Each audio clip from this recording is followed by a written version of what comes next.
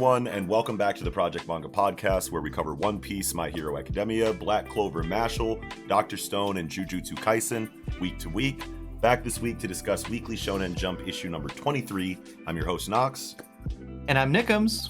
And before we get into the conversation tonight, of course, we'd like you to take a look at the description down below. That's going to be where you can follow us on all of our individual social media accounts like Twitter, join our online communities like Discord, listen to Project Manga Podcast wherever you normally listen to your podcasts. And there's also ways that you can support what we do here by visiting our online store or our Patreon. There's also going to be timestamps in the description that you can use to navigate yourself throughout the video and skip the segments for the manga that you're not yet current in or that you just don't want to watch right now. But yeah. Getting into the discussion tonight, Weekly Shonen Jump issue number 23. No Jujutsu Kaisen this week. Rip.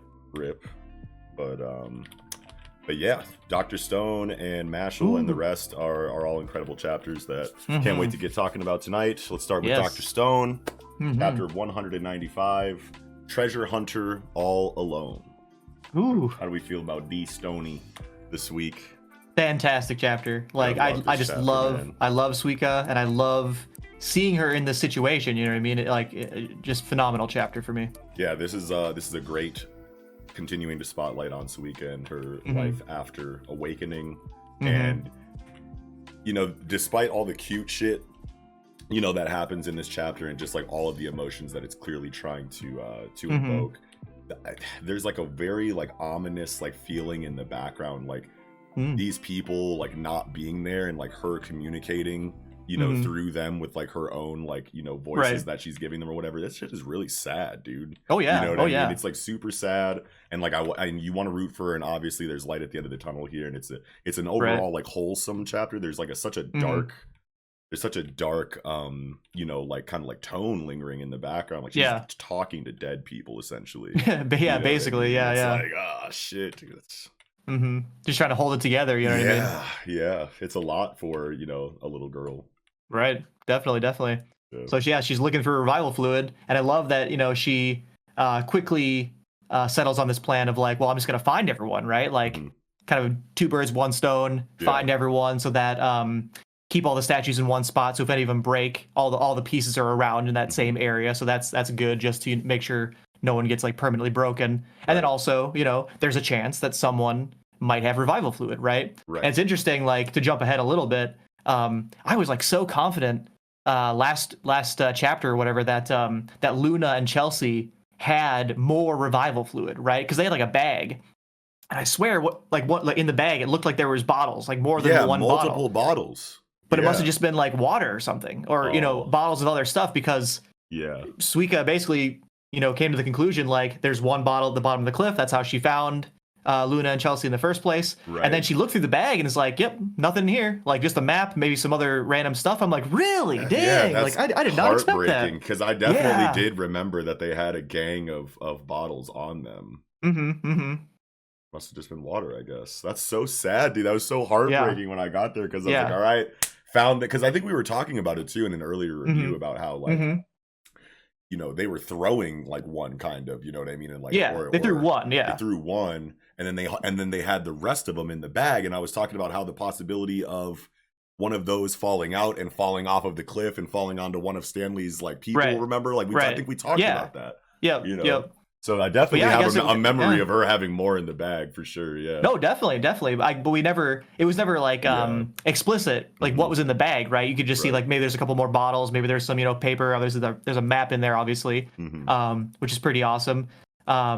Speaking of that map, you know, it shows the location of some fruit, which is awesome, but there's other stuff on that map too. So I'm wondering if basically everything Suika needs is in these bags, right? Like in Chelsea's bag, as this map hopefully is going to give her some good intel as how to find the ingredients for the revival fluid. And hilarious that she's like, oh damn, like I broke someone's arm, like I wonder if like Senku has some glue on him, right? And it's like, oh yeah, he does have glue. And it's like, why would he have glue on him? I feel like Senku in his bag probably has everything she needs, you know what I mean? Has the ingredients for the revival fluid, has glue. Like, of course, the perfect thing to have would be glue, right? And so, like, it'd be interesting to see what else is in there. Yep, that Felix the Cat bag. Oh, shit, man. This panel of Suika eating these fish, bro. Yeah. I just want to talk about like some of like the super cute panels in this chapter because I mean like Yeah. it's literally just chock full of them. And one Mm-hmm. that really got me when I turned the page on the bottom of page 4 when she's Mm. picking up Kohaku's body and she's just like Oh. warmly like holding Yeah. it like Yeah. Like a with hug. like a hug, yeah, dude, you Yeah. know what I mean? It's like, Mm-hmm. oh dude, yes, this Yep. imagery is like perfect for a chapter Mm-hmm. like this, you know what I mean? You Right. need moments like those that really Right. tell you more than words can, you know what I mean? Mm-hmm. Or like in the same 2-page series or whatever, on the middle right column of page 5, she's dragging Kohaku and imagining like, damn, I wish I had like a super advanced motorcycle, and she's imagining a motorcycle way more advanced than she's ever seen, right? Yeah, Like, yeah. yes, she knows what a motorcycle is, but this motorcycle has like a Dr. Octopus like tentacle arm like holding Kohaku, Yeah. like, yeah, wouldn't that be sick, If it was it's just like, the oh my perfect God. vehicle that I'm imagining right Yeah, now yeah, for yeah. what I need, yeah. Yeah. Oh my gosh, and then she finds this this tire or these tires, and Yeah. then like later on in the chapter, she's like bouncing on it to like get around. Like that's Right. just such perfectly cute Suika transportation. Mm-hmm. Like that's like perfect for her. Has she done that before in the for any reason? I mean, it seems remember, very yeah. natural for her, right? Like to Yeah. do something so cute or whatever. But I don't really remember if she's done this exact thing. But Yeah. not only is she bouncing around this tire, it's full of fish. Right. So she's like using the tire as like, probably it could be a life raft. Probably it could be obviously transportation here and like a backpack. You know what I mean? Full of smoked fish or whatever. So Yes. pretty clever little girl for sure. Look at Suika go. Oh my Yes. gosh, my daughter. Yes. Oh, Ugh. and Boichi keeps giving her these like zoom in, like headshot panels throughout this little arc of hers. Right. And like on page 13, Mhm. right panel on page 13, it's like, God, I want that to be the thumbnail so bad. Yes. Like Boichi's art just looks so good on our thumbnails like every time because he gives so many of those like like vertical dedicated like vertical like whole page panels to people. Yeah. Yeah. Right. Oh man. I was Shoot, man. okay, so like with this paper when I was totally duped by this chapter because she pulls the paper out, right? And she looks at it, she's like, just some old paper. And I was like, well, we don't need that. And then it ends up being the revival fluid, and it's like, well, fuck, dude, yeah. Right.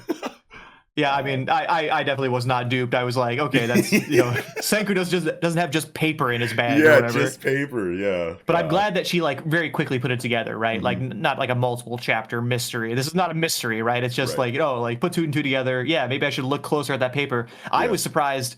I mean, maybe it's because she's from the quote unquote Stone Age, you know what I mean? So she's not from the distant past. But my first instinct upon removing paper from a bag would be, what is on the paper, right? And sure, she's like she's open looking it all up. squinty-eyed, not even using her glasses, just like, what is this, paper? Like, what do I need paper for?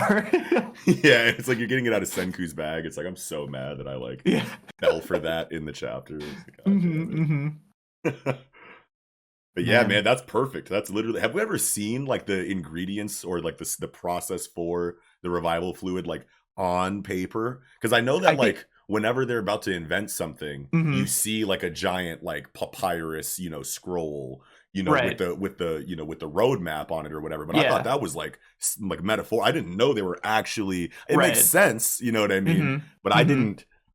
I don't think I had ever actually like remembered like or thought that they were actually writing shit on paper, but beyond just like a diagram, like a narrative diagram in a manga, right? Exactly. Like and Senku pointing off into space, like we're gonna do this, and all the characters like, what are you pointing at? You know what I mean? Like you can imagine a gag like that. Yeah, it's the thought bubble of like the perfectly built thing. Yeah, but it makes perfect sense because it's like sure Senku knows everything and he tells everyone what to do, but you still gotta give blueprints to Kaseki or whatever. You still got to give something for them to look at while they're working. So especially in this situation, right, where he knew there was a chance that everything was going to go really poorly, right, and that who knows who would be alive at the end of it, right? You'd assume Suika, Francois, Luna, Chelsea, one of those 4, right, being in these groups that are supposed to revive people. And I think obviously he would plan ahead and put that instructions in his bag. He wouldn't normally do that, I think, because of the possibility of, say, Zeno or Stanley to steal it from him. Yeah. You know what I mean? Oh, so you think you think he drew that up like real quick, like at the very like climax of the shit, just like sketched not it at the up? very climax, Okay. but like maybe as they're like preparing for war. You know what I mean? For the raid, yeah. Oh, yeah. Sure. Yeah, that's got it. Right. Absolutely. Mm-hmm. Yeah, well, but damn, I just love these scenes where, like, say, we were talking about this, her talking to the statues, but like on, say, on page 7, just like, haha, Ryusui or whatever, like, well done, Suika, and like, oh, you must be tired, like, take a break, you know what I mean? It's like, it was so sad because in the first scene where Ginro, Francois, Matsukaze. I think that's Matsukaze, something like that. Something Kaze. But those three, when they have dialogue bubbles, I thought, like, I don't know what I thought at first. I thought that they were just so happened to be thinking the conversation, but obviously not talking to each other. Oh, sure. Yeah, sure. I thought like that was actually Matsukaze like saying that like while he's in his stone form, like to himself. And then coincidentally, Francois and Ginro, just because of how close they are having this conversation personally, internally, without actually talking to each other. And then when I realized that it's just like Suika giving them voices, I was like, no, dude. It's so crazy how this chapter has like such a strong, wholesome tone and such a strong, like dark, like destitute tone, like at the same, like coexisting, like at the same time, like it's not like a happy one moment, dark one moment. It's like all coexist, like all of the emotions are coexisting simultaneously, and it's like that's I don't know what it is more, like is that the writing, the art? I mean, obviously it's a combination of both, but it's like this just feels perfect, like of a chapter for Suika and Dr. Stone. You know what I mean? Like I feel like this is Dr. Stone showing like just about everything it has to offer as an IP. Like this is definitely. Like everything everything that we've come to love about Dr. Stone, I feel like is in this chapter, including the teamwork aspect of everything, because Suika is like communicating with everyone in her own way, and it's like it's a very different kind of like chapter than like I would ever have expected to be reviewing on a show like this. You know what I mean? Like even with Dr. Stone's premise like in mind, it's like I never thought we'd get like a castaway last person on Earth like type shit. You know what I mean? Again, you know what I mean? Like the beginning, you'd expect the beginning, the very beginning. Like yes, you expect that, but to have it happen again, definitely, and just damn, like I just feel like these last like 5-10 chapters, especially the last 5, I just feel like it's been the best it's ever been. You know what I mean? Yeah, for real. Like this is definitely my favorite. Such powerful writing. Writing. Absolutely. Like beyond like that initial, world building, like showing you what the story of Dr. Stone is. Like past that point, I feel like I haven't been this invested in Dr. Stone since then. You know what I mean? Right. Like, this is like peak Dr. Stone for me right now. Loving every moment of it. Yes. Did you have anything else you wanted to say this week for Dr. Stone? Let me see. I don't think so. Yeah, I think we covered on most of it. I mean, a pretty straightforward chapter. Very narratively, emotionally powerful. But no, I think we pretty much covered everything. Oh yeah, man. All right, getting into Mashle, Magic and Muscles, chapter 61, Mash Burn Dead and the Sonic Chase. How do we feel?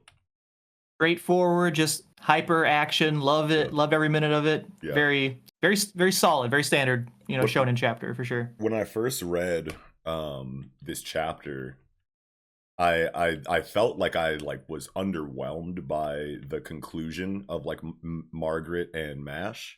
I felt like, for considering how much macaron had been built up and whatnot, that it seemed like a pretty quick conclusion for an outright victory. You know what I mean? Like, I can see that. Yeah. I think a lot of people expected this to go like they thought it was going to be interrupted. A lot of people did. I think myself included, because we know that there's drama on the horizon and whatnot.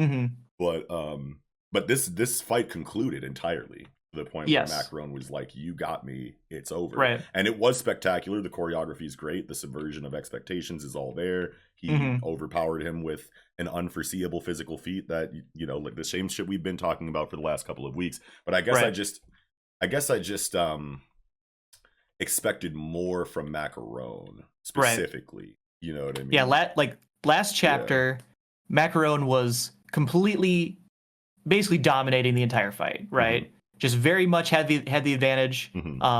Partially because of the mystery of, you know, Mash doesn't know what moves Macaron has, you know what I mean, in the back pocket. And so you see that, and it seems much more one-sided at that time. Right. And then you go into this chapter, and boom, going straight to the second spell, straight to my ultimate attack, Right. and finishing the fight by breaking the wand, right? Right. Where now Margaret can't do any magic, essentially, because you need a wand, right? Right. I wonder if that's like all set up almost just because Innocent Zero is now here, right? Because if the fight was interrupted, Margaret would be able to fight against Innocent Zero, and now he can't. Oh, you know what I mean? Oh, shit. But that seems like kind of a little unfair to the fight, you know what I mean? Like, I kind of agree with you that, like, this, it definitely felt like a huge, you know, up in tension, up in, you know, action, and then boom, just for Mash to essentially, you know, beat Margaret in the exact same way that he beats everybody, you know what I mean? And that's normally fine, you know what I mean? Like, we've talked about, you know, we've talked about it before, how it hasn't really you know, mattered too much before that, you know, it's a very One Punch Man, you know, kind of formula, you know, inside of like introducing villain, you know, declares, you know, their power, you know, shows it to some degree, you know what I mean, and then runs into Mash and gets whooped, all, you know, in like that same stretch of storytelling, you know what I mean, from when they're introduced to when they're knocked out. And that's like all been fine inside of Mash.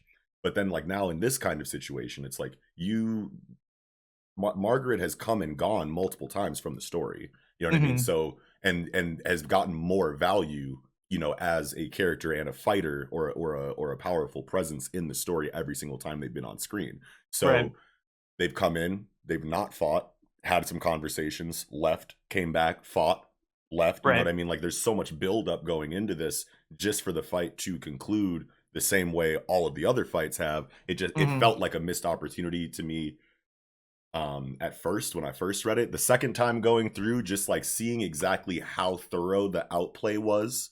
You know, I genuinely believe that, yes, Mash got the better of, you know, Margaret in this moment through the pinky stuff and the juke, you know, the body feint or whatever. And like, that's cool. But I don't think that is like the full extent of like Margaret's power. I think that Margaret was still kind of overconfident in their ability and not really truly acknowledging exactly what Mash was capable of. I feel like if they fought again, like immediately after this, it would be a completely different fight still, you know what I mean? Or it could be. At least I want to believe that of Margaret. I definitely don't like the way he was built up to lose like this, even though I'm totally fine with the outcome. It works. It's going into more drama with Innocent Zero busting through, and we know that it's going to be high octane again, and Mash will, you know, clearly have an issue with them because it's Innocent Zero. But Margaret was just built up so well, you know what I mean? And if Margaret goes down like this,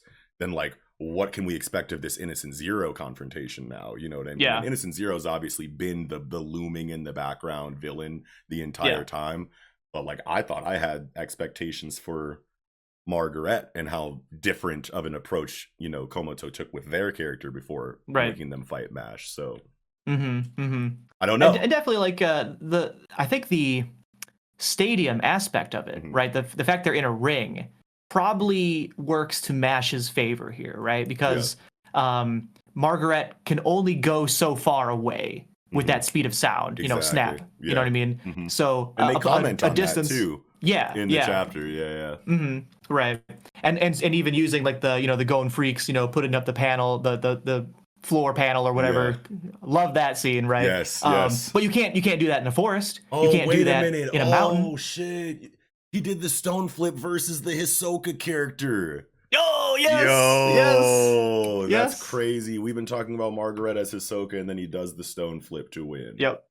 So that's such, bro, that's confirmation. It pretty much has to be at this point, right? Hard confirmation that Margaret is based on Hisoka, I feel like. I didn't even think about that.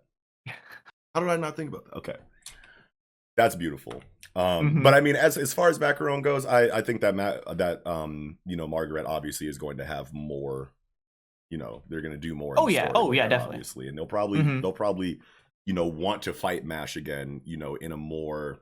I mean, it doesn't get more fair than a stadium. You know what I mean? But just like in a more like, okay, I have a better understanding of who you are now, and yeah, a round 2 would just feel really good. I feel like for Margaret But like I was saying, in terms of the stadium, though, like yeah. you can't do this floor tile thing in a forest. You can't do it in a desert. You can't do it in a mountain range or something, right? So I feel like the advantage probably was Mash's here in terms of the format, the setting, right?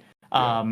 Even Margaret's attack, this death gong, pretty wild to do an attack with a 2-kilometer radius with a stadium full of people, right? Yeah, including the judges and the all these people, like pretty wild to even do that attack, almost setting himself up to be kind of a more don't think of Mash as a bad guy, think of me as a bad guy, and Mash is stopping me, from knocking all of you out. You know what I mean? That might be a little bit of a stretch because there's no internal monologue even approaching that.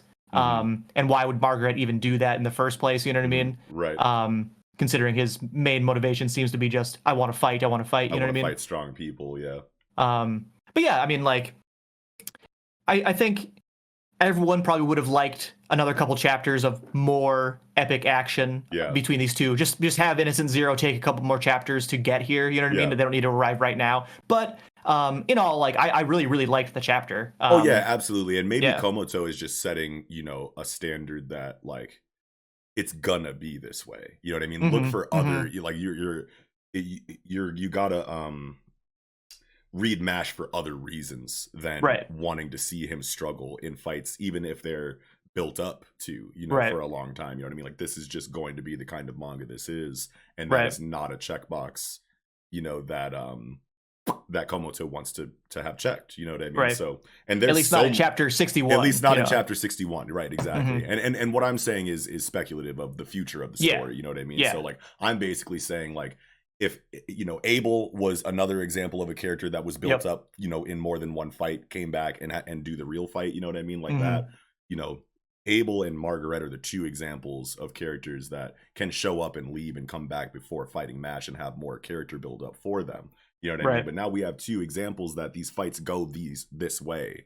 You know what I mean? Even if there's narrative build up there for them. So I'm basically just saying, like, I'm not going to get my hopes up at this point, and if Mash wants to surprise me with that, then like, fuck yeah. But I'm going to be coming to Mash and just expecting more from other areas of it instead of Mash struggling, which clearly doesn't need to be happening right now, at least in the story. So so what do you think about this Innocent Zero appearing? Right, I'm personally super worried that Innocent Zero is going to portray Mash as his ally, right? Like, Mash, I'm here to come pick you up. I'm here to rescue you. I'm here to advocate on your behalf, my friend, Mash, you know what I mean? Wow. And convince all these people that, like, what? Mash is working with Innocent Zero? Like, what do you mean? Shit. And then who's going to believe Mash, saying no, you know what I mean? Unless he fights back, which of course he probably will. But what do you think in terms of Innocent Zero arriving? I have so many thoughts on Innocent Zero. I think I remember early in our Mashle coverage, when Innocent Zero was first being brought up in the story, we had all kinds of ideas for it. Like, it was a group of people that I thought it was a group of people that were magicless. You know what I mean? Like, and that because they challenge the status quo. When you're someone like Mash and you kind of don't need magic and you just work on your physical state, you basically overcome magic, and that's obviously a threat to the current status quo of magic rules everything. So naturally, if you are the establishment, or if you are the the head of that society, you would want to find everyone that challenged that status quo and make up some reason to have them incarcerated. You know what I mean? Say there's some kind of threat to society or whatever. Get the society on your side, throw them away, lock them away, lock them up, throw away the key or whatever.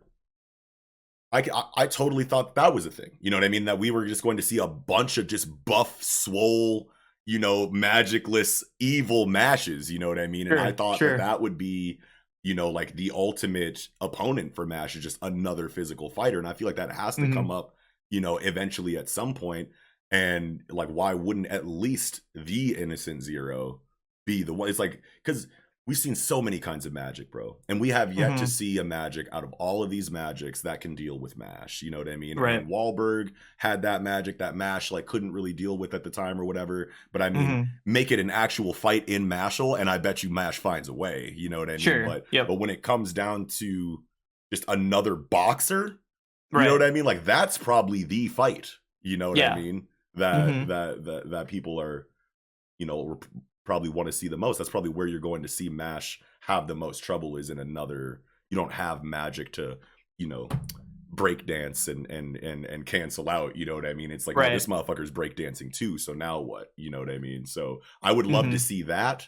If it was a situation where at least this Innocent Zero was magicless and everyone else around him had magic, and that is why he wanted Mash, and he wanted to reach out to him and be like, yo, you're just like me, bro, blah blah blah. I could see it being something like that, like closer to what you were saying originally. But I don't even know, man. I feel like I just need at least Innocent Zero to have no magic and just be swollen as shit and strong, or something like that. I need to see that fight at least once in Mashle. Yeah.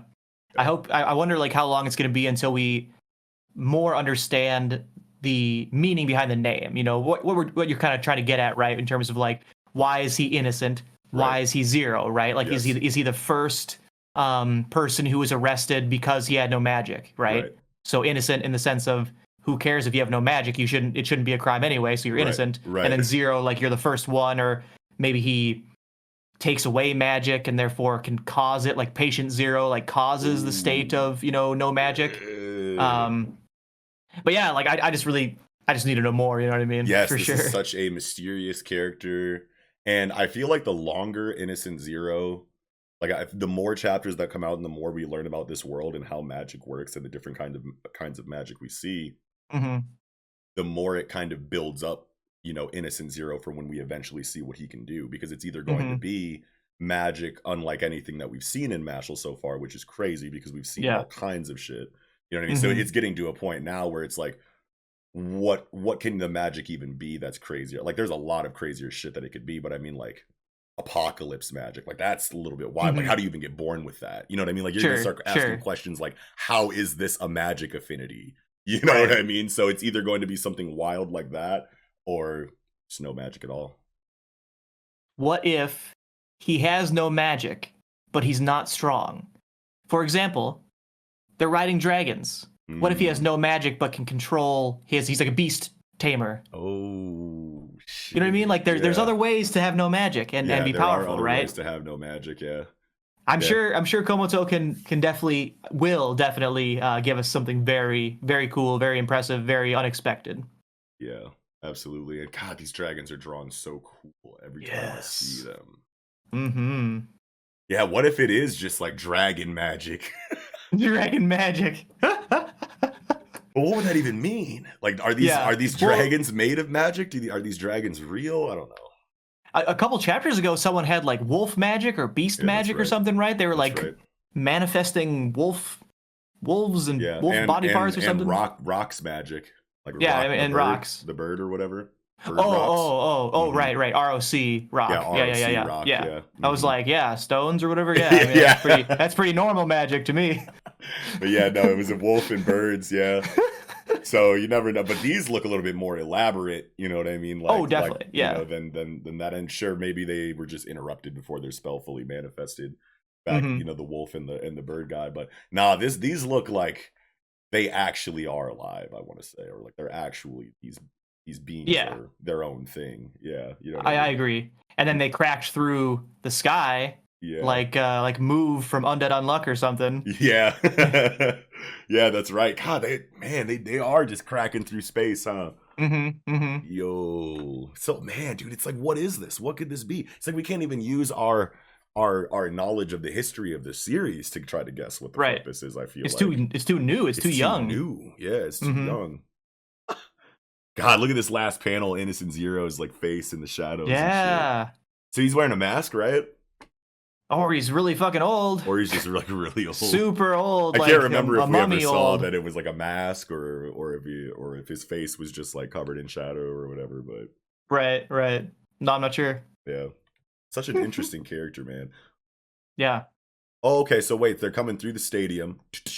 Break, but then behind them it looks like, what is it, just nighttime? Oh, I'm pretty sure this is during the day. Right, but maybe they came from the other side of the planet. Oh, sure. Where it's nighttime over there. Sure. Or the white dots are more of like the remnants of space cracking, you know what I mean? Like glass, like shards of glass or something, and just it's dark back there because it's the teleportation dimension, you know what I mean? It's dark in between here and there or whatever, I don't know. Like, yeah. I just, man, anime would just give these kind of scenes, just show you exactly what's going on. But man, we got to be getting an anime announcement pretty soon, I would imagine, right? Yeah. We should do one of those. Remember when we did Chainsaw Man the anime voice expectations? Yeah, anime expectations and the voices and first season kind of thing. Yeah. Whenever, as soon as Mashle gets an anime announcement, we should do something like that. That'd be super fun. Absolutely. Yeah, bro, I don't know, man. Yeah. One more thing I would notice. I literally just noticed it right now as I'm flipping through these pages. Page 14. Check out Margaret's wand. It is a conductor's baton. Oh, like a music, like Wind Waker, right? Like the I think it's called a baton, but the conductor's wand or whatever, like for directing an orchestra. Yeah, I didn't even notice that. It's literally that. Oh my God. That makes so much sense. And see, like, it's cool because you don't get a panel that says Margaret's wand is this. You know what I mean? You just have to notice it. You know what I mean? You have to see it. I feel like, I wonder how often that's going to be a thing in Mashle where you just have to notice like that the wand perfectly fits with the character's, vibe, you know what I mean? Or whatever it is they're going for. I wonder if there's more examples of that. I mean, the only one I can think of is Dot's wand, right? Dot's is like, it's like covered in spikes. But I'm definitely going to be looking a little closer. Yeah. Fuck yeah. Well, yeah, did you have anything else? No, yeah, it was pretty action heavy chapter. Yes. I loved it. Definitely ready for more. Next week is crazy. Yes. I feel like next week is just going to be conversations, heavy dialogue, and just like setting a tone and just like bringing us into a vibe that will carry out for the rest of the arc. Yeah, you definitely can't have these guys show up and immediately have people in action. No, you got to give them at least 4 pages of dialogue. You know what I mean? Need a monologue real quick. I'm here. Here's why I'm upset at your society. I'm bad, kind of, but I think I'm good. You know what I mean? And you got to give them some dialogue for sure. Yes. I'm super excited though, man. All right, well that's gonna do it for Mashle. Okay, getting into Black Clover. Chapter 292, Knowing. Beautiful chapter. Yes, I was so, based on our last chapter conversation, you know what I mean? Like, talking about Magna's new ability and being, kind of concerned, of course, Tabata, I'm sure, we figured he probably could explain his way out of this ability or whatever, give a good explanation, and damn did he give a good explanation. I'm so happy with this chapter. I thought it was fantastic. It makes a lot of sense, you know what I mean? Like a one-time ability took him months to craft individually all the runes or whatever to make it or whatever.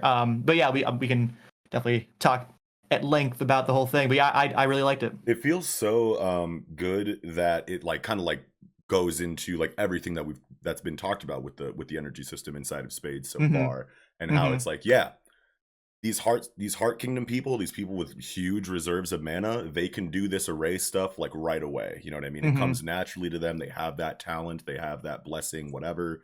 They can tap into this stuff at full, full effect, maximum potency. But we kind of have to chill a little bit. And another thing that was cool that was said is what Zora says is he's Runes on page we 4. make, yeah. On page 4, he's like, runes we make with our puny magic are so puny they just stick around. So that That's means so that cool. you can leave them out, you know what I mean, and you can add shit to them and take shit away, and it feels a lot like Witch Hat Atelier. You know, with the drawing of their runes and whatnot inside of that manga. And that's cool because then you kind of like circle back and it's like, okay, so then that means that, you know, the people with huge mana reserves, they can activate these same runes and these same, you know, characters and whatnot in the same arrays. But then as soon as their ability is done, it's just like those symbols and those runes kind of like dissipate with the spell, you know, or whatever, is because their output is so high that the entire spell gets used up right away or something. I don't know. But like that was just such a cool, you know, dialogue bubble there. You know what I mean? And it's like all of this information and thinking and setup, you know, for an ability is something that I wish we just got so much more of in Black Clover. I'm happy to see it now. If we get shit like this for, you know, continuing throughout the rest of the series, obviously we'll be ecstatic. You know what I mean? And I feel like we have a lot of reason to believe so, just like with the flow, you know, of the storytelling, you know, throughout this entire story arc. You know what I mean? Like it's been ramping up to this level of understanding of the energy system. So it makes sense that from this point moving forward, we'll have that foundation going into new conflicts. So I love the way it feels. Yeah.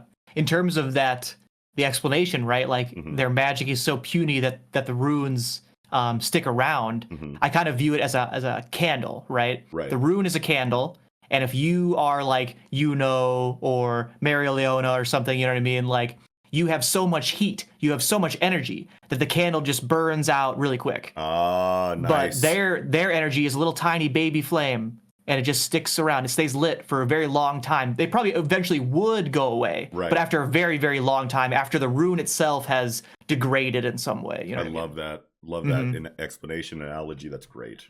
And it's cool because Zora, you know, has inside of his trap magic has always had, you know, transmutation circles, characters, and runes associated. He's been doing this the entire time. The whole time. And I don't know if we've always known that or not. No, I don't know. I don't think I did. I certainly didn't, but obviously this comment is new sections, to me. let us know if this has just always been common knowledge inside of the Black Clover, you know, community or whatever. But this is cool, man. Like tying things back together and making things from before, you know, fit cohesively into what's happening now. I feel like that is, you know, at least what I'm looking for in power systems, you know what I mean? And I feel like it's a little late, maybe, you know, like for my taste inside of Black Clover, for it to finally start like picking up like this. If it really all, like if Tabata starts tying like everything, you know, together, which I'm pretty sure he pretty much already has to some degree. I think you can tie this back to Mana Zone and Mana Method and all that stuff. It all links together. But man, if we can get like clear cut, like thorough explanations for abilities like this moving forward and everything, then I have like really, really high hopes for the future of Black Clover's story, at least in my personal opinion of it. Because I feel like this is just like one area that it's been lacking in potency for me. And then obviously with everything else that we're kind of reading and reviewing right now, it's a little bit more potent in those areas. And that's like where I gravitate towards inside of this demographic. So Tabata step, you know, like really putting focus on the nuance of the energy system right now is just like such a warm feeling inside for me for the series. You know what I mean? And like, and especially inside of Magna and Zora, the two characters that me and I feel like a lot of people have just been waiting to see more from. And they're coming back with such an explosive return. And not just like on the battlefield either, like for the lore and world building of Black Clover, they're coming back and giving us so much more than an awesome entrance. You know what I mean? Or like how on page 2, you know, where Magna is like pleading Zora to teach him how he does these arrays as a peasant, you know what I mean? Zora looking down at him, he imagines his father, right? He remembers his father, who is a peasant with fire magic, just like Magna. And it's like, man, it feels so good to like tie those two together, you know what I mean? Like you see Zora, it's like, yep, Zora's cool, Magna's cool. Why would they ever team up and work in this way, right? Well, here's these tons of reasons, and a very, very personal link for Zora. It just feels really good, for sure. Yeah, absolutely. I love Zora's secret base. Like, I love that he calls it a secret base because it's like shitty in the forest. Like, obviously, like he put it together himself. Like a pretty like a shack, essentially a large shack or very whatever. ragtag, yeah. But also like it kind of, to me, hints at like they're playing baby magic, you know what I mean? Where like Mary Leona is like fighting a literal demon, you know what I mean? Just like one-on-one, huge amounts of mana and reserves and whatever, and just very powerful. And they're doing like baby time magic of like, I can't do enough magic to do runes. Like let's study and let's go to my secret base and I'll teach you how to do them or whatever, like little bit. I mean, not to sell it short. It's very cool, but like it's also kind of cute and funny at the same time. It's just great how we have like this contrast that we always kind of knew was there inside of Zora's character, because we knew that Zora always had like a very different kind of magic than like anything that we had seen before his character kind of like came in. And when his character was kind of removed from the scene for so long, you're like, God, man, I wish that we got more of that Zora guy. He had such a unique application of magic, and I feel like that you had all kinds of ideas and all kinds of expectations for what could come from that, and seeing it all get tied in from a take the character away, bring them back in an amazing entrance and re-entrance and whatnot, and then also having it show the main theme of Black Clover inside of what peasants can do compared to royalty. You know what I mean? It's just like, this is like such a big moment for Black Clover. Yeah. And Asta is like not even involved. You know what I mean? And I love seeing the themes of Black Clover very the themes coming to the forefront, you mean? Put driven home. Like driven home by characters other than Asta, because Asta has kind of just been that theme vehicle for the struggle of peasants and what it means to be worthy of anything in this world. Right. You know what I mean? And you don't have to be royalty, all that jazz, you know what I mean? And seeing it so, focused in and honed in on inside of these side characters, it feels really good. And I feel like this is the kind of character focus that I want like all of the Black Bulls to get. Maybe not in succession because there's a lot going on right now, but it's like, man, if we could get spotlights like these for like all of the relevant characters inside of Black Clover as they're having their fights, weaving this training and these thoughts and this build up to a specific technique before going into their triumphant victories, it would make that it would make those endings feel a lot better, since the fights in Black Clover are historically kind of formulaic. And I feel like if you aren't going to have that uncertainty of how the protagonist is going to win, like inside of Jujutsu Kaisen or inside of My Hero Academia, if you're not going to have that level of stakes in the uncertainty of the victory, then at least like paint as pretty of a picture as you can on the way there. On the way to that obvious conclusion. You know what I mean? Definitely. And I feel like this is just the right kind of meat and potatoes to fill that gap from start of the fight to end of the fight in a series like Black Clover. So I just hope that we see so much more shit like this moving forward. And hopefully throughout the rest of this Spade arc, because it's like, man, we're starting to get to like real deal. These are final fights about to be happening here. And if it's layered strategic magic applications like this for the rest of the time, it's like, dude, I'll take back like everything I ever fucking said about this arc, bro. I swear to God. Definitely. especially if these powerful narrative character driven moments also explain away the very quick turnaround on going from super weak to going toe to toe with Dante, say for example, right?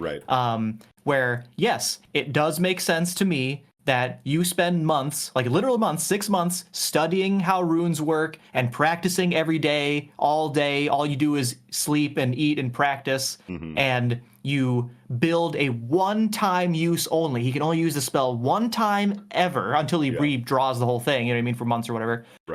One-time use, only he can do it, perfectly designed for him. Yes, that to me is good enough to explain going 1v1 against Dante, you know what I mean? Yeah, and it feels really good that it's not a very one-sided fight now that this new situation has kind of come to pass. It's like, this creates, stakes, because it's like, you put everything into this one spell for 6 months for this one fight against this one person, and you're still kind of struggling, you know what I mean? So it's like, that feels really good, inside of that uncertainty in combat that that we've been talking about is kind of lacking in Black Clover in our opinions. You know what I mean? So all of this is just beautiful, and introducing the kind of nuance to your energy system that has hard limitations and setbacks and limit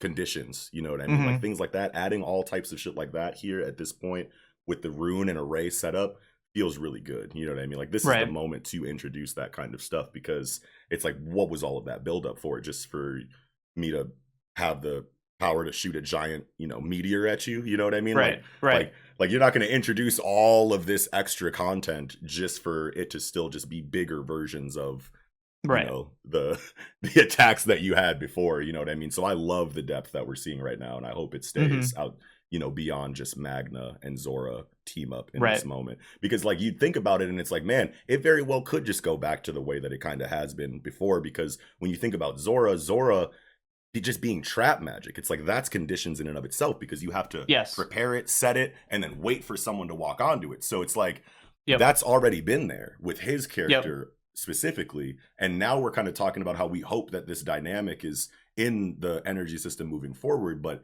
it's still Zora's here. You know what I mean? Like I need to see this kind of stuff without Zora involved at all, and then I'll feel really good about the future of Black Clover action. Well, I know we were talking, last chapter or whatever, like is this a team attack? And no, it's not a team attack. It's only Magna. So but Zora's still involved though. Well, yeah, because he's in the room and he taught Magna how to do it. I think Zora, in terms of involved, I'm sure he has a similarly amazing one-shot trap move. Yeah. You know what I mean? That he's going to pull on someone else, Megicula or someone, or maybe Xenon or whatever. And when I say involved, I know that this is Magna's spell and it's all him from his training, but I mean the methods to procure it are involved in Zora's fighting styles, like inherently. This is how he makes all of his spells, and he taught Magna how to use a personal spell of his own using his method for arrays. So it's still a team attack, in my opinion, even though this is all Magna going on right now. You know what I mean? But like without Zora's fighting style, like would there be conditions and hard limitations to this ability? I want to know if there's going to be nuance like that in future techniques that aren't related to Zora at all, is basically my question. No, totally. Like say Noelle, right? Like will Noelle, after 3 days of training, like literally 3 days, if she gets an immense power up, it might feel a little weird after only 3 days, right? Like Magna, six months, and of course it's a one-time use only kind of thing where Noelle is gonna have a not one-time use kind of spell. But I hope that whatever character narration and backstory we get of the training, I hope it similarly well explains the huge boost for Noelle. Absolutely. That's obviously gonna be completely unrelated to Zora or whatever. Right. And that's a good point. Even if it's not nuanced in regard to advantage, caveat, conditions, setback, whatever, it doesn't all have to be Kurapika's Nen technique. Like it doesn't all have to be Hunter or whatever. But like I was saying, if you are going to give us the same kind of conclusion to to these fights, how well can you dress it up on the way there? And it's like the execution of why the power is there. Does it feel earned? Does it feel like it makes sense in the moment? That's really all that we're looking for, I feel like. And I feel like a major complaint inside of Black Clover criticism is that power-ups and new forms and things like that don't feel as earned as people would really want them to. You know what I mean? And this one earned. This one feels incredible. You know what I mean? Super earned. The explanation for it, fire. The flashback build up to it, incredible. The execution there coming out of the flashback and into the actual combat, incredible. Everything about this is beautiful. I just wish that it was there more often in Black Clover. And I feel like we have a really good reason to believe that it will be there moving forward. You know what I mean? Because the storytelling has been, I feel like, improving drastically in the last 15 chapters of Black Clover, and we're now reaching the area of this arc where Tabit's real passion and precision in his storytelling is going to show itself. You know what I mean? Everything's culminating into this. We've got all the build up now. Yeah. Now we can execute on it. Crescendo. You know what I'm saying? Well, let's talk about the after the flashback. Let's talk about the fight itself, right? Yes. Starting on page 7, I think this diagram's fucking hilarious at the bottom of page 7. we were kind of wondering like how strong is Magna compared to Dante, right? Yeah. And I think we were like thinking, I don't know, like say Dante's 1,000, maybe Magna's 50, 100, I don't know, something like that. Two. I love it. I love it. It's so good. It's like that diagram, like right there, is huge. Even though it's like a cute little like panel in the bottom or whatever, it says a lot about like what's going on right now. And I feel like it makes all of those hits, kind of, that both of them take just feel so like it just creates a different tone. Like you could really feel this fight with those numbers. Yeah. You know what I mean? I don't know if I'm saying that properly. But. Well, how I and maybe this will kind of piggyback off that. I feel like Magna's ability is kind of it's a 50-50 split, but I feel like it's advantage Magna. You know what I mean? Yeah. Because if you're Dante and you have a power level of 1,000 or whatever, and you've gone down to 501, you know what I mean? That's gonna feel scary. It's gonna feel jarring. Yeah. You're not used to being so weak. Yes. So you're going to be on the defensive. You're going to be second guessing yourself. You're going to be wondering what are all the conditions of the ability. Flip over to Magna. Magna, who's normally power level 2, is now 501, and feeling the adrenaline, the rush, the I am so fucking badass right now. I am gonna fucking kill this guy. You guys are fucking dead. Invincible.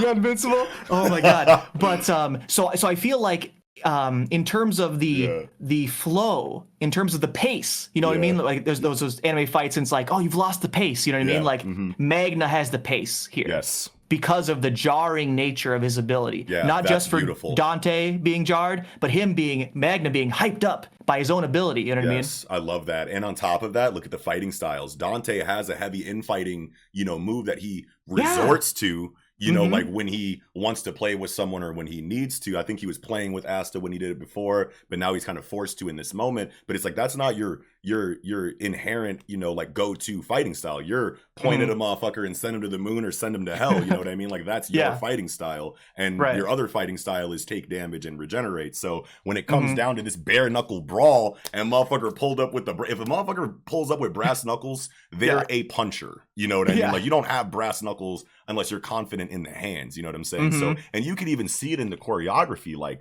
we're getting like Morikawa style, little Dempsey roll type shits from from Magna. He's in his element right now. You know what I mean? So the fighting style advantage goes to Magna as well because he's just ready for this kind of fight, whereas Dante kind of resorts to this kind of fight when he needs to, and that's a huge difference. I feel like. Great point. Yeah. Great point. But look at this, look at this last panel on like 14 of fucking Magna like weaving and blocking into the Hajime no Ippo scene, I'm sure. Yes. That block. Anyway. Yeah, yes. Let me ask you about page 8, right? Yeah, Magna says, let me give you a heads up. That chain is our souls. If you yank it out or break it, you will go insane, so you better be careful. Yes. Do you think he's bluffing? I think he's bluffing. Oh, do you? Okay. So I do think that something drastic happens when the chains are broken. I don't think that you have this entire ability and have it be our souls are linked together without something negative happening to both of them if the chain link is broken. So I don't think... Is it really souls, though? I mean, like... Oh, sure. I agree it could be. Yeah. But it could be just named Soul Chain Deathmatch, and he could be bluffing about if you break it, it makes you go insane. Because what if you break it and it just dispels the spell and you're fucked, right? You want to convince them, you better not break it. You don't know what this spell is going to do if you break it, right? Sure. But yeah, it could be real. But yeah, I was just wanting your thoughts on that. Yeah. That is a good question. I mean, I guess whenever chains are involved, I want to believe that like the chain link is so important to the ability that if it's broken before it's supposed to be, you're either going to die or some other kind of drastic effect. Going insane sounds about right for something like this. Sure. So I would say that it's not a bluff, but that would be really cool for Magna's character once again inside of this fight for him to be bluffing about that, because it's just adding so much more depth to the situation, you know what I mean, than just square up and box me, you know what I mean. And obviously there's a lot of depth going on inside of the ability itself, and there's just a whole lot of words used to describe the situation. You know what I mean? And when it's a situation like that, I have to believe that yanking these chains out will do. I mean, like, what does going insane even mean, first of all? So like you just lose control of your body and you are like flooded with all kinds of like thoughts that you can't concentrate on. Is it like an infinite void? You know what I mean? Like if you're fighting Gojo or something like that, like what does going insane even mean? I'd like to know that. Right. But as far as like, is this a bluff? I want to say I don't think so.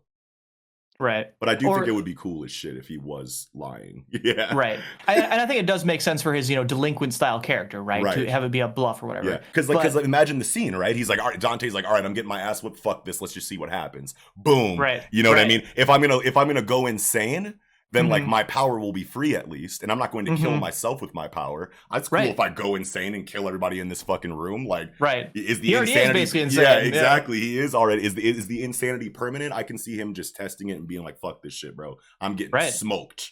Boom. And then if it did turn into like, oh no, like I was lying, the spell is just over and my power's back to normal, I feel like that would be such a heavy moment. It would be super heavy. Yeah.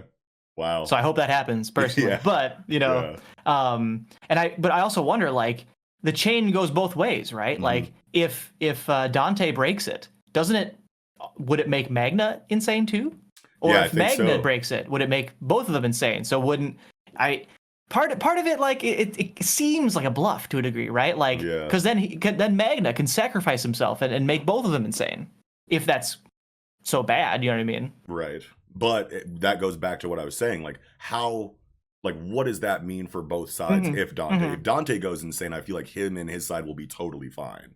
If Dante goes insane, I feel like the protagonist side will not be okay, because that's full strength Dante with no inhibitions or anything, or anything. It's just a fucking like mana destruction bot. You know what I mean? So they definitely don't want that. But I want to say that if he's not bluffing, and it does make you go insane, I would just want to say just severing it in general fucks up both people.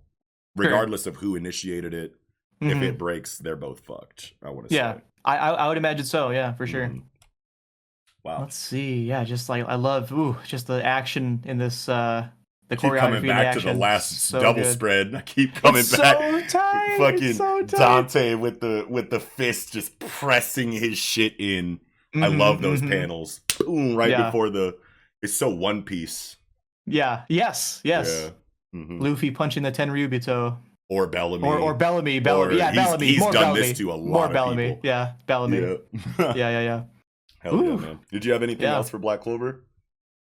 No, I mean, I really liked it. It's probably one of my favorite chapters in a while or whatever. I mean, besides the Noct flashback stuff, that was also phenomenal. But yeah, like you were saying, like I feel like the last like 15 chapters, like been very good, been very good, very impressed. Hell yeah, incredible discussion too. Yeah.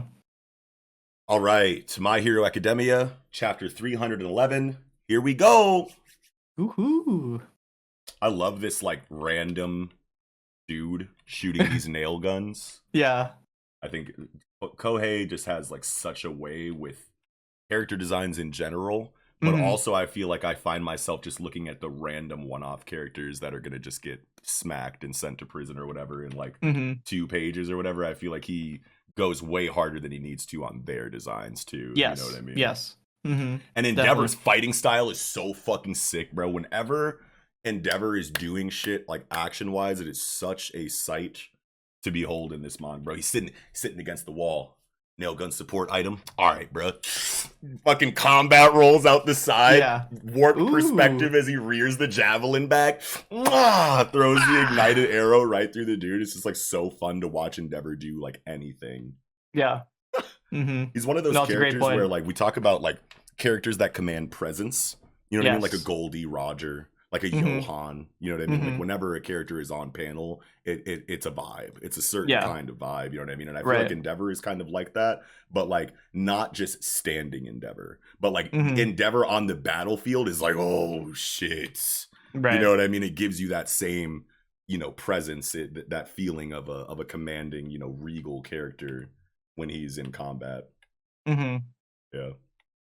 I think this is an interesting chapter because I feel like it was kind of like a glue chapter. I don't know, like there was a lot of dialogue that kind of ties a lot of the plot threads together. And I almost feel like a lot of it wasn't needed. Say, for example, like the nail gun, right? Like, oh, it's overtuned for extreme capabilities.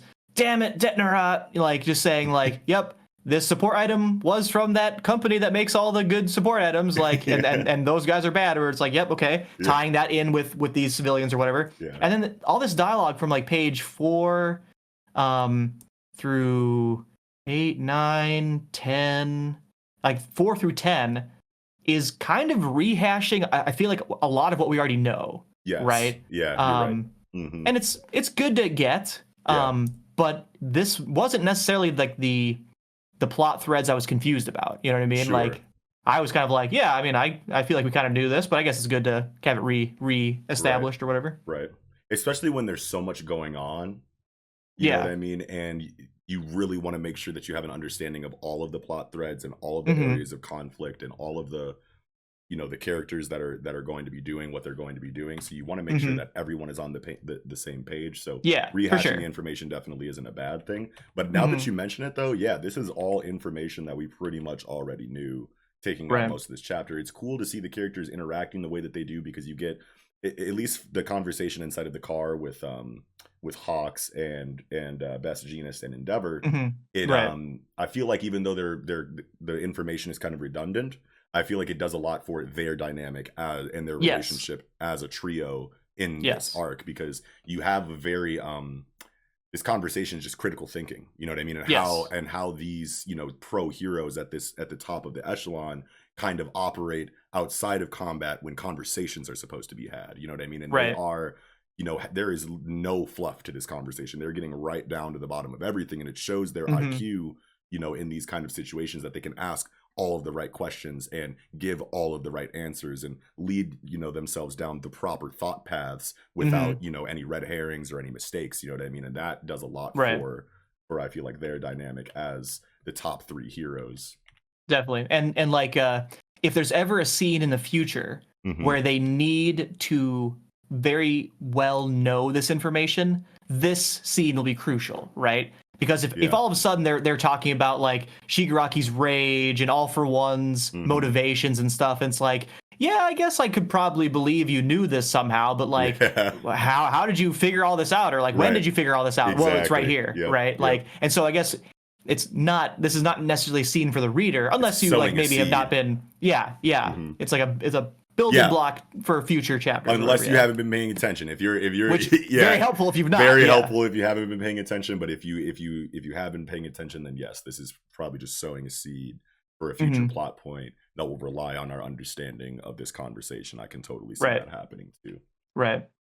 I guess one potential like new piece of information is on 10, right, where they're talking about that Shigaraki's rage, like why is the rage so essential? And I think we did get a lot of this before, but on page 10, saying like, I don't know, like All for One never stops smiling, right? And Endeavor saying like maybe something's missing in his soul. That might be new information, right? Or at least a new plot point to consider, a new aspect of All for One to consider. I think it goes back into you know, what Best Jeanist was talking about, where Hawks is like, what I don't get is why Shigaraki's rage is so essential. And he's like, a strong emotion is key. You know, after all, One for All contains 8 other spirits, so you need a strong, you know, strength of will in order to keep them in check and override them. And if that emotion that you need, that's able to reach, you know, a level of potency that can override the other 8 or 9 inheritors, then like you would think that those emotions would either be rage, love, or those probably top 2. Yeah, probably those 2. Yeah. And All for One doesn't have rage. He's like indifferent. You know what I mean? Like he's just or like, love. Or love. You know, like he's like in a level where his emotions are not strong enough in one direction or another to, you know, override the vestiges. You know what I mean? Like that cool, that like disturbing villain who's just like has no emotions but is killing all these people and just like completely emotionless about it. And very chilling, and like an android. And it's crazy because Philip K. Dick, you know, the one who basically created the idea of androids, said that he got the idea from like Nazis, and how you know, and how like Nazis, you know, like it was their job to like kill Jews sometimes. And he was talking about how like he was reading up on about a Nazi who had to kill a bunch of Jews and then complained about like not the fact that he had to kill them or the fact that he had killed them, like nothing. The only thing he was complaining about was how annoying it was to do the job. You know what I mean? And it's like if that, you know, is you're just an emotionless, heartless, you know, person, and that was like inspired the idea for the android, which is just a, you know, mindless, emotionless, soulless, humanoid, you know, like thing. You know what I mean? So if we're tying that back into here, you know, and basically like trying to say All For One doesn't have the emotions that would allow him to override the personalities inside of the vestige space. And it's like, yeah, he's basically just like an android of a villain. You know what I mean? Just emotional, soulless, just wants what he does, you know, wants what he wants done, you know, but doesn't have any, you know, intense emotional ties in either direction. Yeah. Right. Yeah, it's cool things to think about. No, definitely. Yeah. So I have a question about this scene at the end, real quick. Sure. So All Might is driving to try to catch up to Midoriya. His GPS signal goes. He's like, damn it. And then the canister like shows up next to his car and blows it up. Sure. Then, you know, some time passes. We see some rain. And then I think I see what's going on here. So Deku's on the phone. Yep. Sniper chick shoots the phone out of his hand. Yep. And the bullet is also a speaker. Okay, so that is his phone sticking out of the wall with the bullet sticking out of the corner of the phone. Yes. Okay, yes. I was like so confused on that illustration for a minute, but I definitely did a double take when I first read it. I was like, what is this or whatever, right? I was like, bro, what? But yeah, so that's cool. Do you think this lady, right? So this lady is from Tartarus, right? Or Tartarus? I think she was in the same hallway that All For One was in, but I might be wrong about that. She was definitely in prison, and the same. She was. I remember seeing her. She was running around, and she let out. Did she let out Overhaul, or did she let out Jailbreaker? I think that's Overhaul underneath her barrel.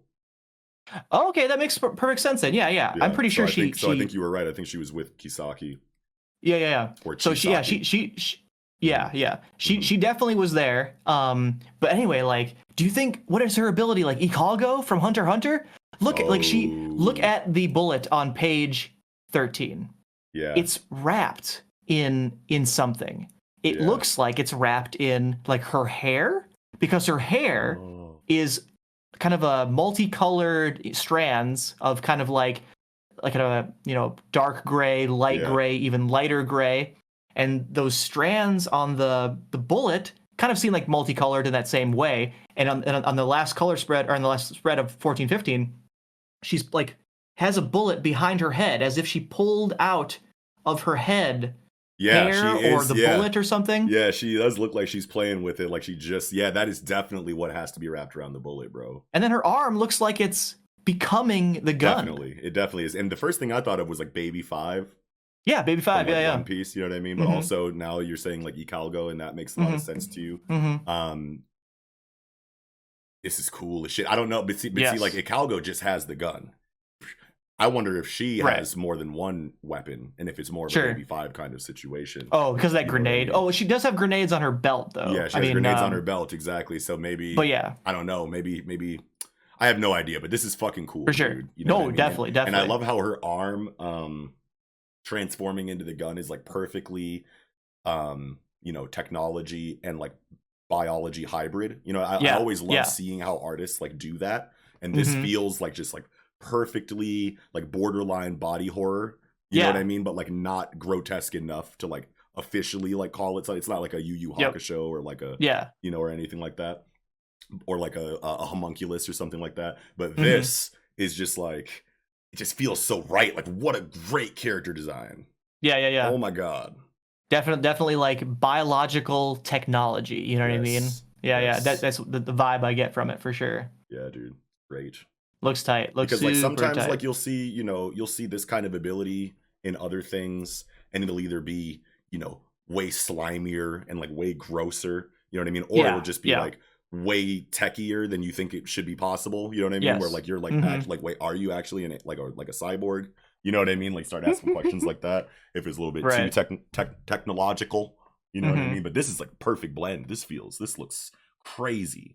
But I wonder like how it works, like, because obviously, you know, it kind of like it slopes up and then has that that ring on it, which you could assume is like for aiming up the, you know, your sights or whatever. But there's no like actual scope to like see farther. So it's like a I don't know, a whatever they hunt deers with that doesn't have a scope, but you can like look down the sights or whatever. It might be like something like that. But it looks like it's so good for long range. So it's like, how far can you really see? Like I just need to know. I just need to know more. Or is it because if it is part of her body, like if you were like looking at a car in the distance and you were like you pointed to the car and you'd be like, look over there. Like you'd probably be very accurate with your pointing instinctively because that's how your mind and your arm have grown over the years. So she can just point. What if she can just point her hand at a person and that's like good aim? You know what I mean? Like quite good aim. Oh, that's a really cool thought. I didn't even think about that. That's awesome. What is Chisaki just doing down there? Just chilling like. I'm so glad you said Chisaki because I was like, who the hell is this guy with no arms when I was reading it, right? You're totally right. That is Chisaki, right? Yeah. I think you're right. What is he doing there and why is he just chilling there? And like, why is he even around anymore? Like, why do they even want him if he doesn't like, I guess All for One could take his ability.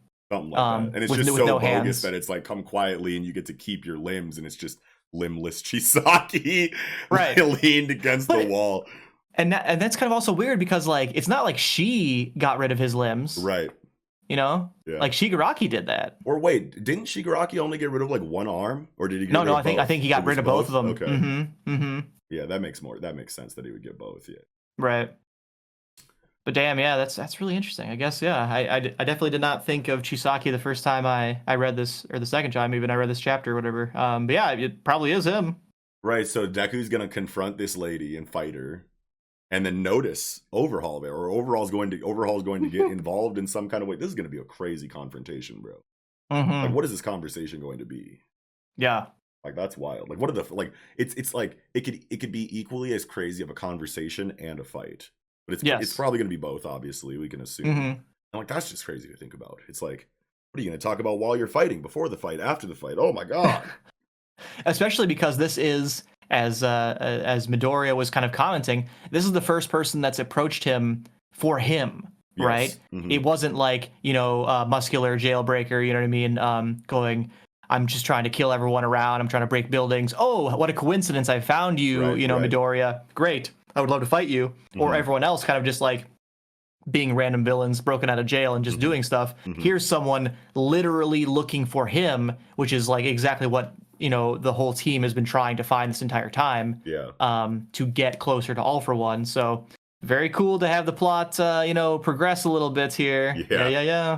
Yeah, because now it's like starting to go into, okay, so how affiliated is this sniper lady with the opposition? You know what I mean? Like obviously it says a hired gun sent by All for One, and that's probably exactly what's happening, but could it be a little bit more than that? You know what I mean? Could that just be an assumption that is incorrect, and this lady is operating on for her own reasons that are that are unknown? I think that would be a really cool angle too. But we can safely assume that this is All for One trying to finally hone in on Midoriya and try to get the One for All host to a place where you can steal his quirk. For sure.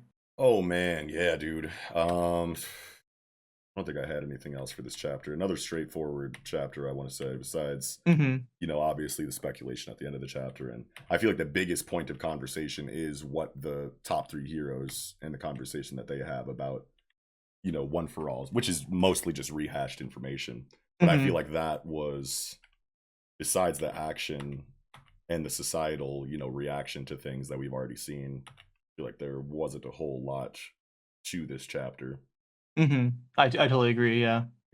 It was good to get the clarity around the conversation between the top three heroes or whatever. But I mean, could have not happened, and I would not have been Noticed, like, whoa, where did that go? I really needed that conversation or whatever. But Yeah. it's good to get or whatever. Absolutely. Oh yeah. Did you have anything else for My Hero? Nah, that's all for me. All right, great. All right, wrapping up our conversation tonight with the Peace Dailies. Estance, One Piece, Wa, Chapter 12, or I'm sorry, 1012, Itch. 1012. 1012, Itch. How do we feel, man? Look at this cover. This is a cool cover. Another cute cover. It's good to see a kid doing something, happy and and friendly wholesome, or whatever. relatively. Wholesome. Yeah. A lot of people colored this specific cover page on Twitter. It looks amazing, and on Reddit too. I saw a couple. Oh, nice. I'll have to take a peek. I've not seen any, but yeah, I imagine it would look great. Yeah. I'll send you a couple of the really good ones that I saw. A lot of people really liked this cover though. No, I liked it. Yeah. Hell yeah. Yeah, man. Yeah, just great chapter. Yes, bro. This is getting into like the territory of like super established, concentrated fights that we obviously have been hoping this would go towards in this arc, since it's been kind of absent in the post-time skip landscape leading up to now. So this feels so good. We got CP0 here, and who knows when they're going to turn up, and everyone seems to be kind of falling into their place of where they're going to kind of chill for the rest of the conflict, or at least for the next leg of the conflict, you know what I mean? So it's feeling a lot like pre-time skip combat, which a lot of people are excited about, including us, obviously. Yeah. No, for sure. Love this conversation between Izo and Kiku, the chapter title, right? Itch, like, how's your arm doing, right? And it's like, why would you even ask me that, bro? It's like, I just lost it. Man. Just lost it. But don't worry, it's just an itch. It's just, it's a samurai shit, you know what I mean? Yes. It's merely an itch until my very life is expended. That is such a samurai line of dialogue. Yes. Ooh, so good. And yeah, I love that, like, everyone is kind of settling in to the fact that they're going to split up. The scabbards are going to split up and go their own ways for various fights or whatever. So yeah, we're like lining all those fights up. I love this scene with Neko Mamushi, and like Shishilian, like Shishilian being like, yo, we found like the person who killed Pedro, and like Carrot and who else fought against Perospero? I think it wasn't it Carrot and Shishilian at the time? No, it was I forget her name, Paula, or what's the dog girl's name? Wasn't it her? Oh yeah, maybe. I can't remember, to be honest with you. But regardless, they got scraped. Yeah. And or Neko Mamushi is like, I'm in there. I'm gonna go kill that guy. It's like, yo, that fight's gonna be tight. Yes. I can't, and that's just a fight that I just wasn't expecting. Obviously, you have Wanda. There we go. Yeah. But obviously you have so much build up inside of like Neko Mamushi and Inuarashi and Jack, you know what I mean? And you're like so positive that that's going to be like the big grandiose fight, you know what I mean? And then Oda subverts that with, okay, maybe Inuarashi and Jack, and then Neko Mamushi and Perospero, because we got other players on the board that need avenging. Forgot about Pedro. Don't forget about Pedro. He's got to get his ones too. You know what I'm saying? Yes. So I like the way that Oda split that up, because it just feels right in both areas. You know what I mean? Because it's like, who else, is going to fight Perospero? Like that's fucking Big Mom, Yonko Commander, like number one, like type shit. Like maybe not number one. I don't remember exactly where Perospero is on that, but I mean, like, he's up there in ranking. He's super up there in ranking. You know what I mean? And like everybody that is super up there in ranking is kind of, busy right now, except for Neko Mamushi in that perfect spot since Inuarashi took on Jack. So it's like, boom, perfect. Yes. So good. Oh yeah, man. Yamato and Yamato. Momo. Yes. I love how Momo like realizes like, Yamato, you're just trying to go fucking scrap with people, right? Like you just want to fight. Like fine, just go for it then, Yeah.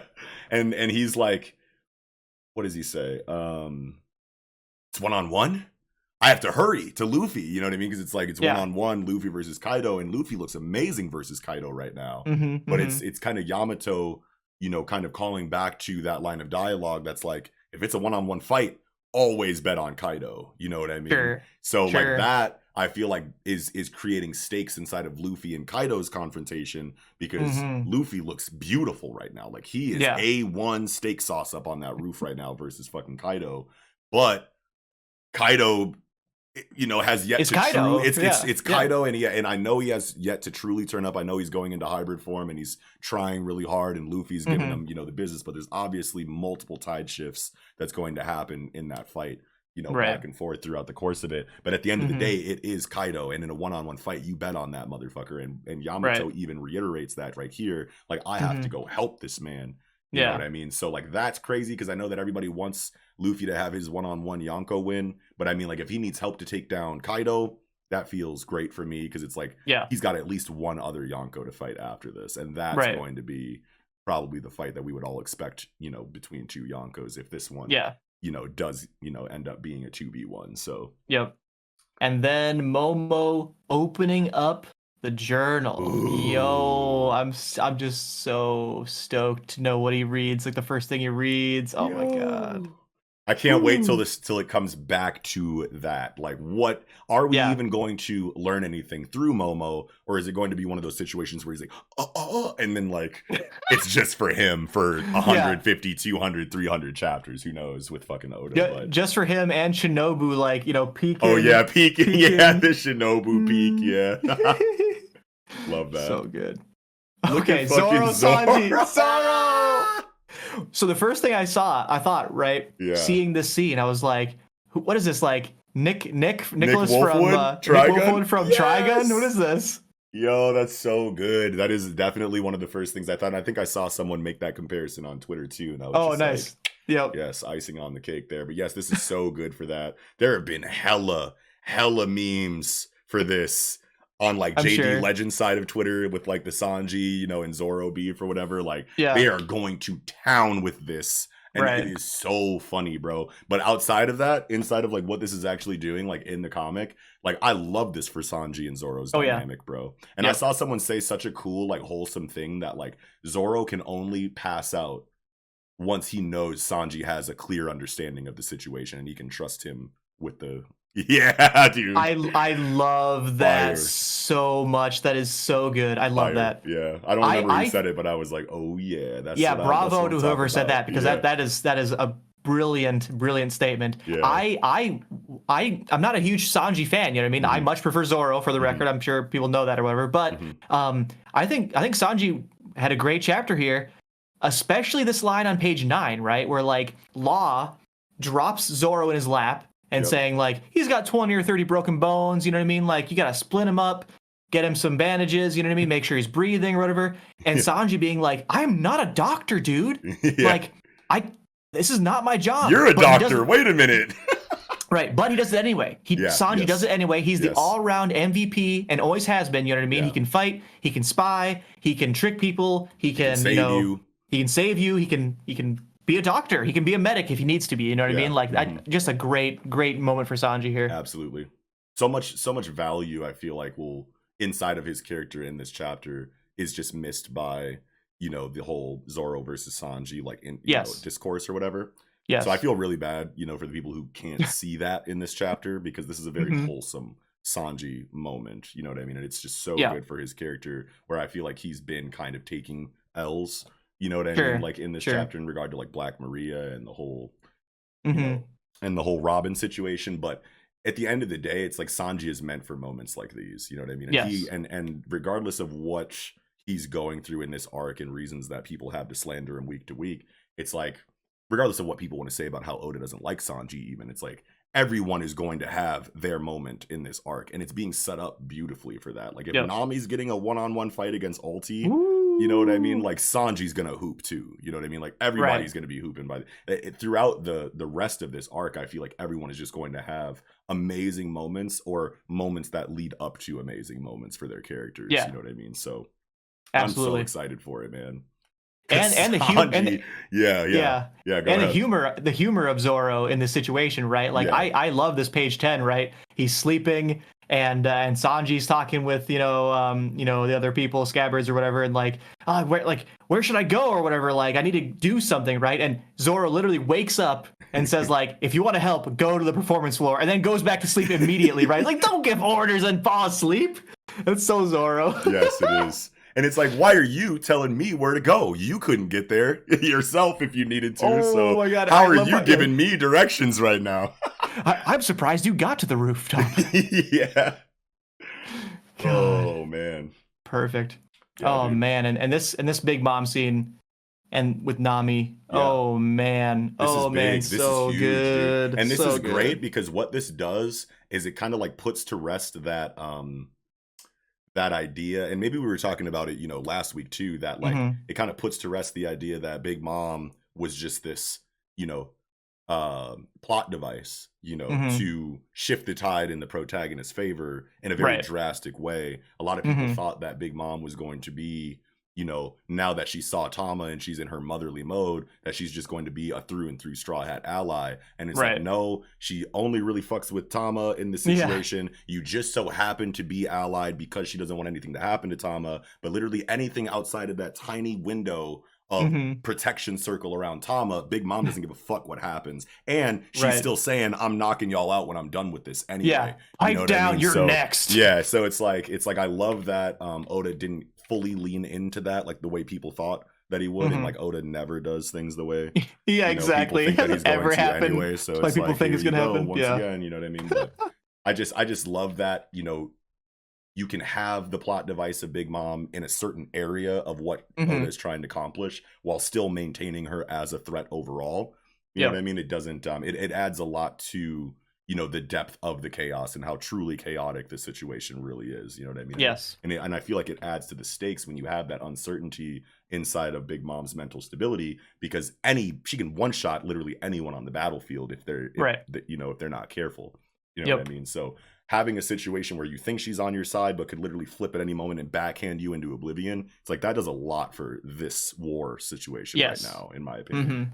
More so than if she was just raw villain at all times. Because when she's standing on one side and she's stancing up with you and you're sending all of your you have so much to expect there. But if she goes, oh wait, and turns and fights with you for a second, that leads you into a sense of security that could it could go south, and then you thought you were okay and then weren't. Whereas when she's a villain the whole time, you know what you have to expect from her. You know what I mean? So it adds a whole new layer to things, And goddamn Nami, I did not expect this personally. You know what I mean? Like this whole setup with even before with on page 12, like Nami kind of like trying to play both sides. Like like Big Mom, like she did that shit that you don't like or whatever it was. Like she did that shit. It's like, can it? Like I'm after you next. It's like ulti. Like you got this. Let's work together and beat Big Mom or whatever. It's like, can it? You're next. You know what I mean? It's like